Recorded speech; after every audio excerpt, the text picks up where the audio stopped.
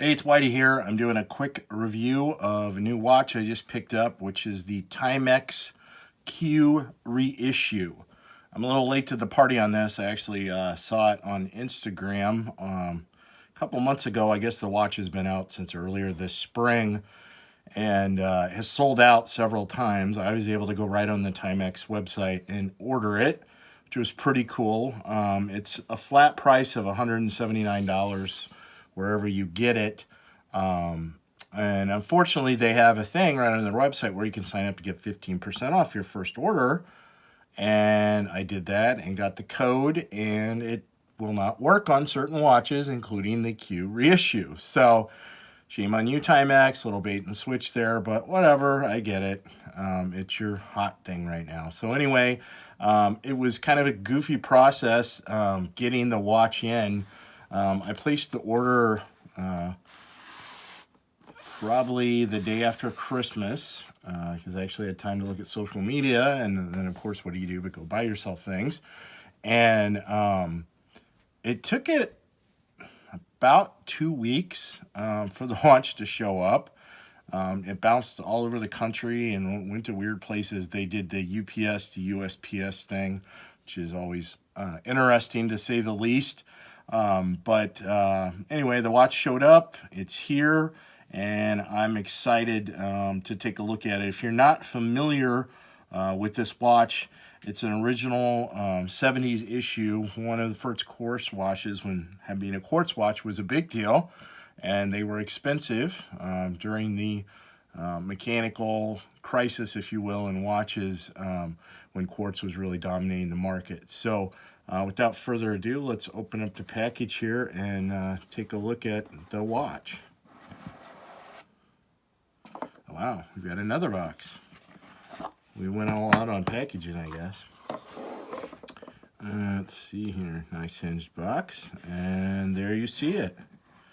There it is, the Timex Q Reissue. It tells you a little bit about it. A reissue 40 years in the making. First released in 1979, our original diver-inspired Q Timex gave a new generation of modern Timex watch with quartz technology. A true reissue, we recreated every detail, including the true-to-area woven stainless steel bracelet, functional battery hatch, rotating top ring, luminescent paint. Taking inside is a modern quartz movement. From my understanding, it's a Seiko movement in here, so that'll be nice. We'll have a nice, reliable movement. So the watch has a little bit of protective plastic on it that I'm probably not going to try and cut off during this short video, but you can take a look here at the strap and the bracelet and see what that looks like. Very nice. The bezel is very nice looking, as well as the face of the watch. Got a nice heft to it. I mean, it's what you would expect. I would say it's very true to the original. I never had the original, but I have held and had watches of that vintage in my hands, and it seems about right. There's your battery hatch, which is kind of cool. You can use a coin to open it back in the day. Taking another look there at that bezel up close. And you can adjust. I'm going to have to adjust this. Obviously, I've got pretty big wrists.